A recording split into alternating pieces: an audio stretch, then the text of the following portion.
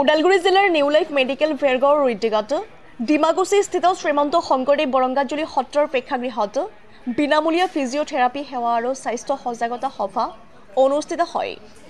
স্বাস্থ্য সজাগতা সভাত সভাপতিত্ব কৰে শ্ৰীমন্ত শংকৰদেৱ সংঘৰ ভেৰগাঁও জিলা শাখাৰ সভাপতি মাধৱ ৰাভাই।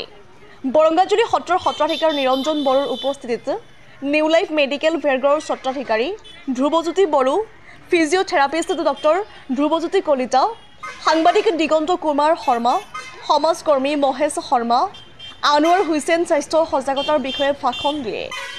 ভেৰগাঁওস্থিত নিউ লাইফ মেডিকেল ফিজিঅ'থেৰাপি কেন্দ্ৰটোৱে প্ৰত্যেক শনিবাৰে ডিমাকুছিস্থিত শ্ৰীমন্ত শংকৰদেৱ বৰংগাজুলি সত্ৰৰ প্ৰেক্ষাগৃহত বিনামূলীয়াকৈ ফিজিঅ'থেৰাপি চিকিৎসা সেৱা প্ৰদান কৰিব বুলি স্বাস্থ্যকৰ্মী মানস বড়োই জানিবলৈ দিয়ে।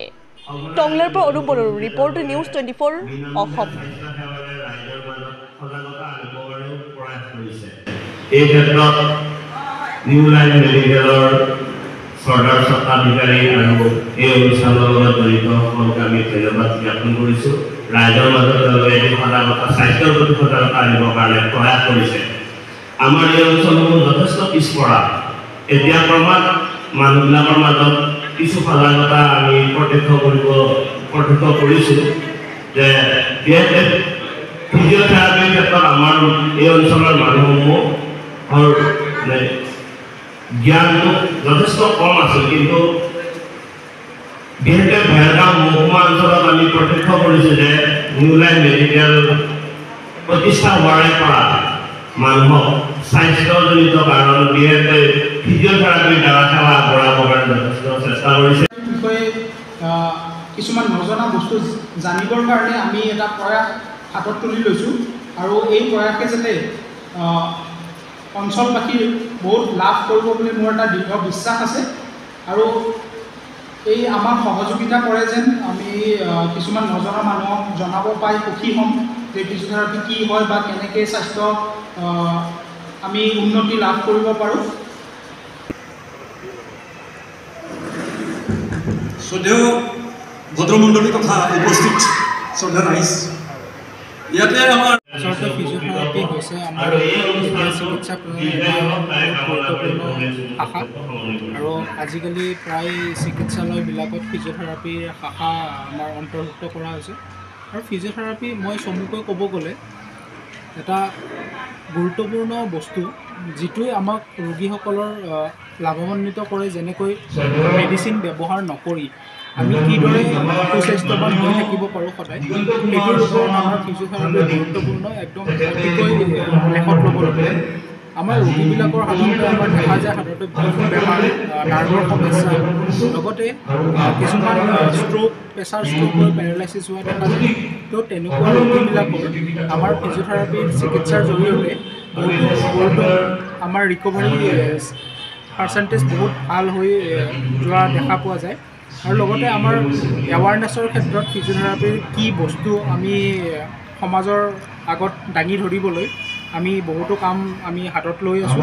আৰু লগতে এইখন সজাগতা হেল্থ কেম্পৰ জৰিয়তে আমাৰ ওচৰৰ স্থানীয় ৰাইজৰ যাতে জানে যে ফিজিঅ'থেৰাপি কি হয় তাৰ বিষয়ে আমি সজাগতা সভাখন আয়োজন কৰা হৈছে। আৰু ইয়াত ৰাইজে আহক। আমাৰ প্ৰতি শনিবাৰে ডিমাকুছি বৰঙাজুলি সত্ৰত আমি অনুষ্ঠিত কৰিব গৈ আছোঁ। সম্পূৰ্ণ বিনামূলীয়াকৈ আমাৰ চিকিৎসা প্ৰদান কৰা হ'ব। লগতে আমাৰ ফিজিঅ'থেৰাপিনো কি হয় তাৰে বিষয়ে মই সকলো ৰাইজক অৱগত কৰিব পাই বহুত সুখী। মই নিউ লাইফ মেডিকেলৰ স্বত্বাধিকাৰী শ্ৰী ধ্ৰুৱজ্যোতি বড়ো। আচলতে আমাৰ আজি ইয়াতে এটা বৰঙাজুলি সত্ৰত আমাৰ বিনামূলীয়া ফিজিঅ'থেৰাপি চেণ্টাৰ এটা আজি প্ৰত্যেক শনিবাৰে কৰাৰ কাৰণে আমি সিদ্ধান্ত গ্ৰহণ কৰিছোঁ। আমাৰ উদ্দেশ্য হৈছে ফিজিঅ'থেৰাপিৰ বিষয়ে আমাক সজাগতা শিবিৰ এটা গঠন কৰা আৰু ফিজিঅ'থেৰাপিৰ জৰিয়তে যে আমি এজন বেমাৰী বা আমি আৰোগ্য হৈ থাকিব পাৰোঁ তাৰ কাৰণে আমাৰ এই উদ্দেশ্যটো আজি অনুষ্ঠানটো পতা হৈছে। লগত আচলতে এই চেণ্টাৰটো 2019 চনত আমাৰ ভেৰগাঁও চাৰিআলিতে গঠন কৰা হৈছিলে। আকৌ এই 2019 পৰা আজি আমি 2024 চন পালোঁ। যিহেতু আমাৰ অঞ্চলত বিশেষকৈ আমাৰ প্ৰেছাৰ ষ্ট্ৰক হোৱা বা বিষৰ পেচেণ্ট যথেষ্ট আছে, কিন্তু আমাৰ মানুহখিনি যথেষ্ট আৰ্থিকভাৱে দুৰ্বল। গুৱাহাটীত গৈ পেলাই আমাৰ মানুহখিনি ট্ৰিটমেণ্ট কৰা সম্ভৱ নহয়। লগতে আমাৰ যিসকলৰ টকা পইচা আছে তেখেতসকলৰ ঘৰৰ পৰিয়ালে ইমানখিনি সময় দিব নোৱাৰে, কাৰণ কিয় যিহেতু আজিকালি চবেই ব্যস্ত। সেয়েহে মই আমাৰ ভেৰগাঁও নিচিনা এটা জেগাত যাতে আমাৰ ওচৰৰ মানুহখিনিয়ে আমাৰ ইয়াতে ট্ৰিটমেণ্ট কৰি যাতে আৰোগ্য লাভ কৰিব পাৰে, সেইকাৰণে মই ভেৰগাঁৱতে এটা physiotherapy centre new life medical বুলি পেলাই এটা ফিজিঅ'থেৰাপি চেণ্টাৰ সৃষ্টি কৰিছোঁ। স্বাস্থ্য সজাগতা বুলি ক'ব লাগিলে যিহেতু আমাৰ আজিকালি এনেকুৱা হৈছে পেচেণ্টবিলাকে ডাইৰেক্টলি আমি হেৰিত গৈ পেলাই ফাৰ্মাচীত গৈ পেলাই ঔষধ কিনি খায়, যাৰ ফলত নেকি ছাইড এফেক্টটো বেছি হৈ গৈ থাকে। কিন্তু ফিজিঅ'থেৰাপিৰ জৰিয়তে কোনো ছাইড এফেক্টৰ অসুবিধা হোৱাৰ সম্ভাৱনা নাথাকে। গতিকে আমাৰ ফিজিঅ'থেৰাপিৰ জৰিয়তে যিবিলাক আমি ট্ৰিটমেণ্ট কৰোঁ, গতিকে সেইবিলাক আমাৰ যিহেতু এটা থেৰাপি, গতিকে কোনো ছাইড এফেক্ট নহয়। গতিকে এইফালেদি আমি বেমাৰী বা আমাৰ অঞ্চলৰ মানুহখিনি সজাগতা কৰিব